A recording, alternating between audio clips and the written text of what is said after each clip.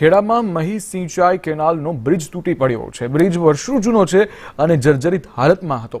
માતરના લીંબાસી નજીક આ બ્રિજ તૂટ્યો છે, જ્યારે બ્રિજ તૂટવાથી અનેક ગામોના ખેડૂતોને હાલાકી ભોગવવાનો વારો આવ્યો છે। બ્રિજ તૂટવાથી ખેડૂતોને 5 કિલોમીટર ફરીને જવાનો વારો આવ્યો છે અને એક વખત બ્રિજની સમારકામ અને નવો બ્રિજ બનાવવા માટે રજૂઆત કરવામાં આવી છે, તેમ છતાં પણ કામગીરીના નામે શૂન્ય જોતા આજે અંતે બ્રિજ તૂટ્યો છે અને તૂટતા લીંબાસીના ધારાસભ્યના અને અલગ અલગ ગામડાઓ જે છે તેને અસર પહોંચશે સીધી રીતે। ત્યારે ગેરકાયદેસર ખનીજ ચોરી કરી વાહન જે છે, ડમ્પરો જે છે તેની અવરજવરથી આ બ્રિજ તૂટ્યો હોવાનું હાલ લોકો દ્વારા જે છે આક્ષેપ કરવામાં આવી રહ્યો છે। જ્યારે જર્જરિત હાલતમાં હતો આ બ્રિજ, ત્યારે બ્રિજ તૂટતા અનેક લોકોને હવે હાલાકી ભોગવવાનો વારો આવશે।